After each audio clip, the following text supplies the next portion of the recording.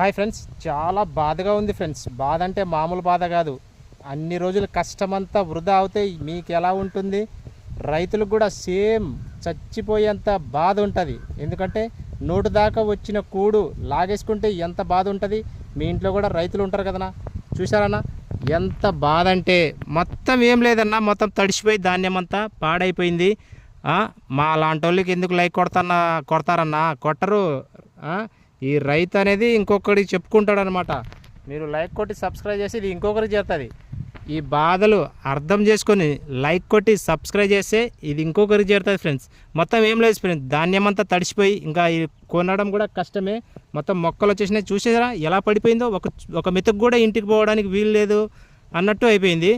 Please అన్న, ఈ వీడియోకి సపోర్ట్ చేసి లైక్ కొడితే ఇది ఇంకొకరికి చేరుతుంది. నా కోసం కాదు, మీ ఇంట్లో కూడా రైతులు ఉంటారు కదన్నా. మీ అన్నదమ్ములో లేకపోతే మీ తాతలో రైతులు ఉంటారు. ఇదో